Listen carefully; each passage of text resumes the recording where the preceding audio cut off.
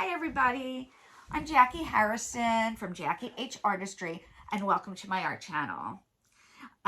Thank you for watching. If you like the video, please give it a thumbs up. If you have a question or a comment, you can put it in the comment section below.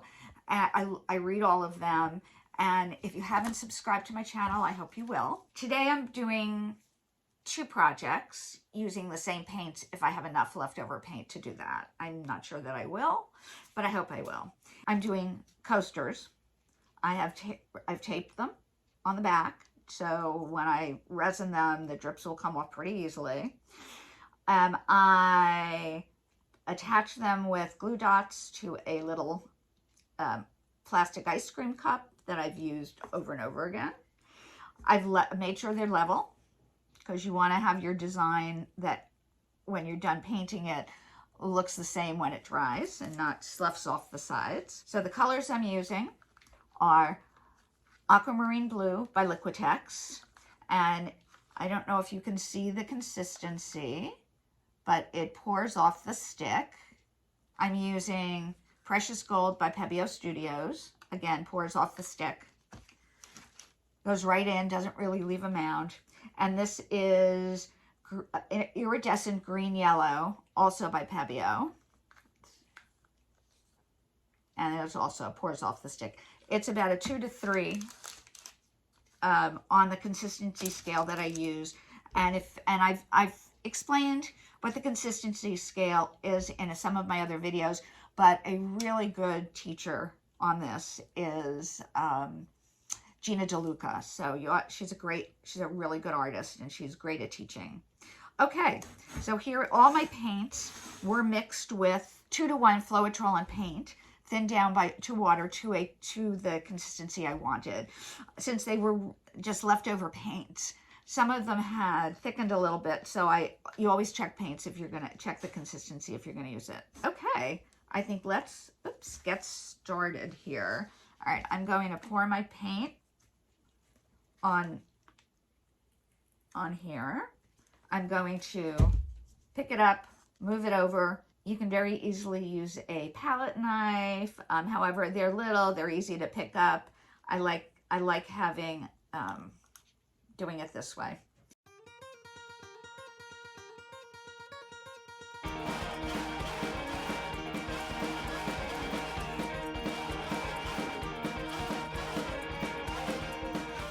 I've got a torch to pop bubbles. I've got my paint. Okay, I think we've got everything here. All right, so let's see the design I want to do. How shall I do this? I think I'm going to start with just a little dribble. Oops. I think I'm going to just do a little dribble of the blue.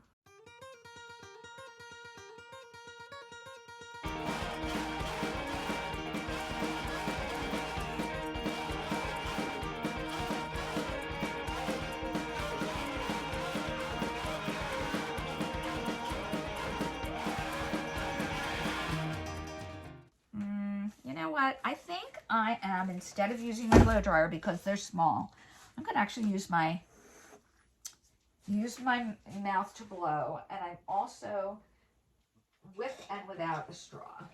So I have a little bit of a very wide straw that I will use, but let's try this first.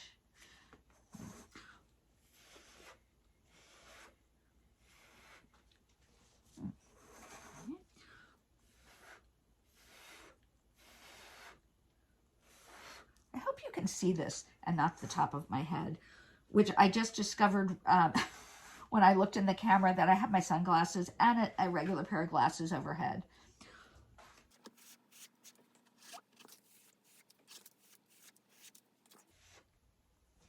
Okay, just leave that like that.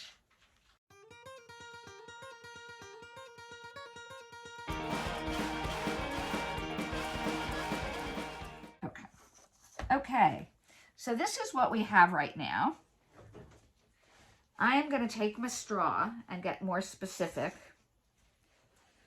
The goal is to have a zigzaggy, but to have it more more spread out. Now, again, also short blows. One of the things you have to be careful of if you're using a straw, somehow spit gets inside the straw and you do not want it to end up on your painting.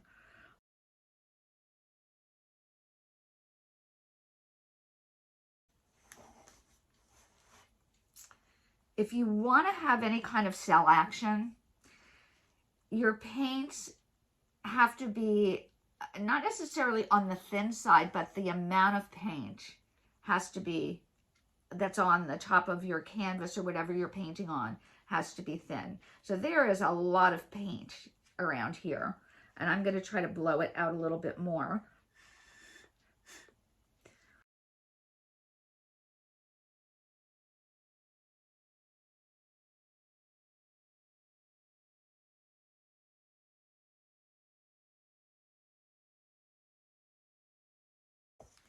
All right, so this, I'm going to show you what this looks like, and I'm happy with this.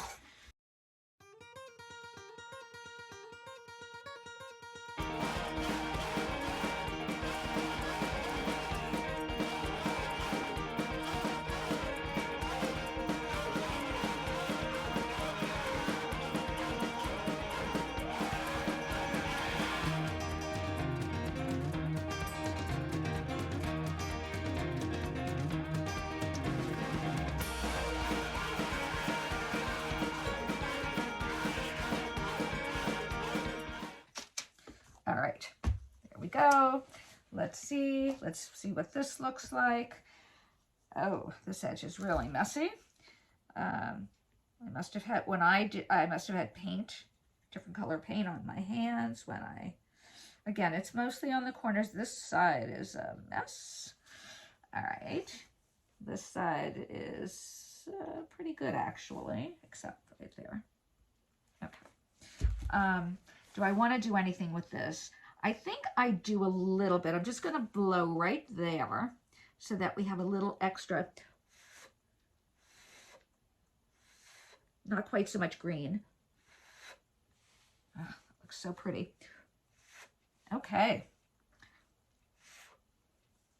We are good. All right. Leaving that alone. This one has a bunch of problems. I don't know if you can see these little strands of, so I am just going, and there are some sides that aren't good.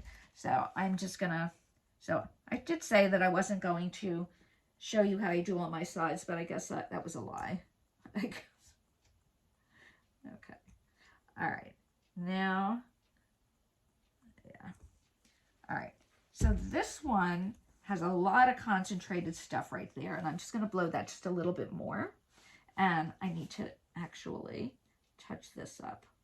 And I don't know if you can see this, but it pretty much makes the line disappear. When you just touch it, you don't smear.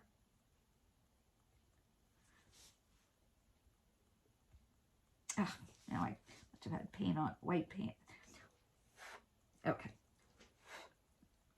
Nope. Oh, Jackie. Somebody once told me that I read, if you're happy, 75% happy with your work, leave it alone. And I never follow that advice. Now, actually, where is that straw? Just want to bring.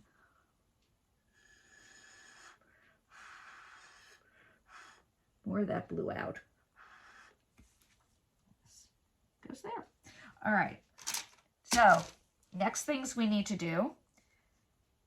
You want to scrape underneath. You can do it with a stick, with your fingers, whatever you want to do. But you want to get the drips off from the bottom because it will continue, because it's fluid, it'll continue to pull paint off the top, and that can really make a mess of your design. And I just touched this one. Now, this painting is about, this video is equally how to do stuff, but also how not to do stuff. All right, let me grab this, and I think we're done with that. And you want to do that a few times over the course of your painting before it dries. All right, last thing we need to do is we're going to torch. You can use a heat gun. I always torch. You want to go over it quickly. You're going to see some magic here though, because especially with metallics, when you torch, a lot of the underneath paint is going to pop up through, and you're going to have these, and you may have some great cells. Now, if you don't want cells, then just pop the air bubbles and leave it alone.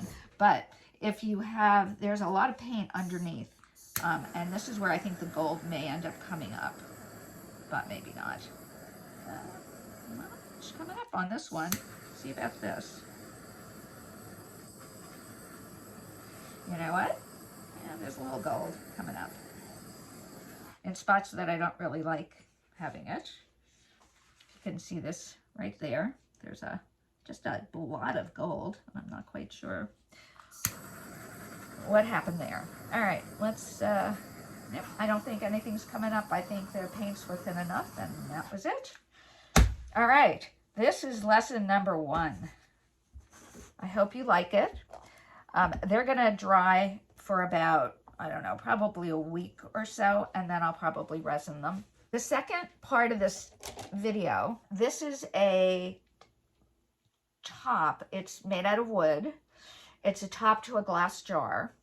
I'm only going to paint the top. I've already, what you see here is I put a layer of gesso on because it's very thin wood. And when you paint with fluid paints on thin wood, it can warp the wood. I'm only going to paint the top, so I have taped my sides. I'm going to use the same paints, but I'm going to do a flip cup. So let's see, what are we going to do here? I think I don't have much of this blue. Let me see, I might have a little bit more here I can put in. So I don't need much. I probably need maybe 2 ounces max. Let's see, let's put a little bit of the blue in, and it's the same colors, aquamarine blue. I'm going to pour on high. I'm going to pour some gold in. I'm going to pour this. One of the really cool things, when you mix a matte paint with a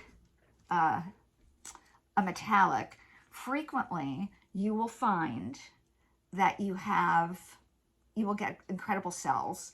Not always, but it's got to mix and not lay on top.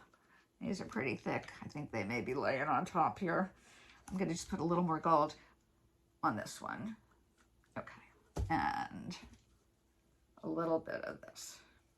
And let's see, do I have any more? Nothing in here. I'm going to just take a little bit. So much for using leftover paints. I'm also using, obviously, paints that are not leftover. Okay, here we go.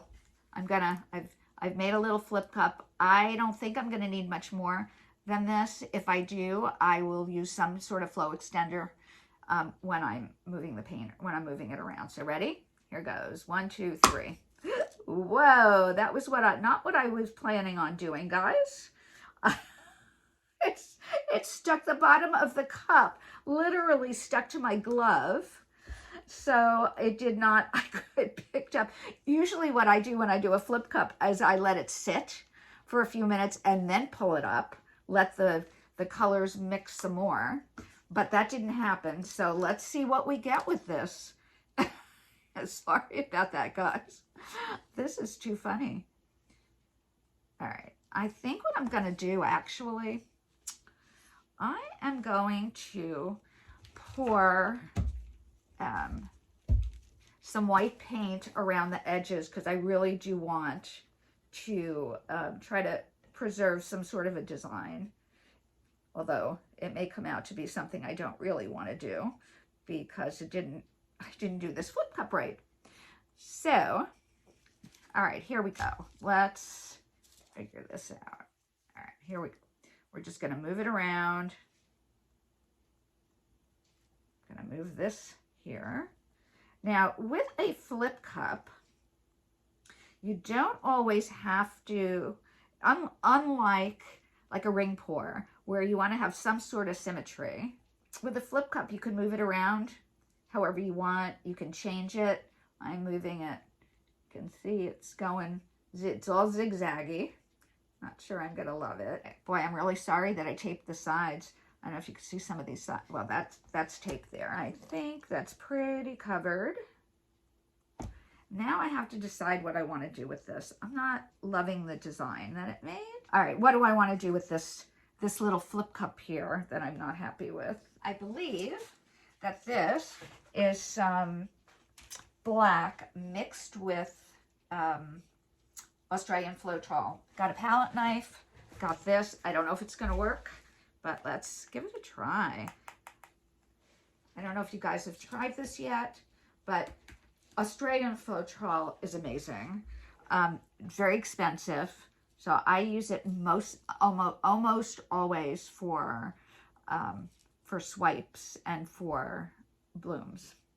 So let's see what happens when we do this.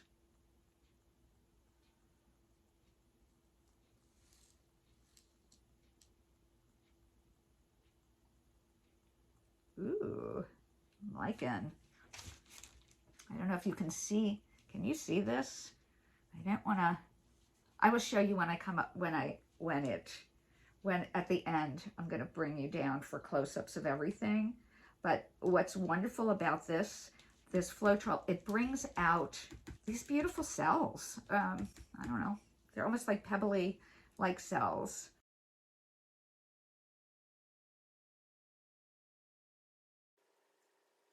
Okay. All right. Let's move these around. Of course, there's not, now that because I stretched it before. Should have stretched it earlier. Let's move this. I don't know if you saw what I just did, but I just added a little bit of white at the end so that it's easy. It makes it much easier for the paint to move. Oh, you know what? I'm not loving this. What can we do? I'm gonna just keep going with this and see what happens. This may be a total waste, and if that's the case, then I wipe it off and I start all over on another day. Okay, just gonna take.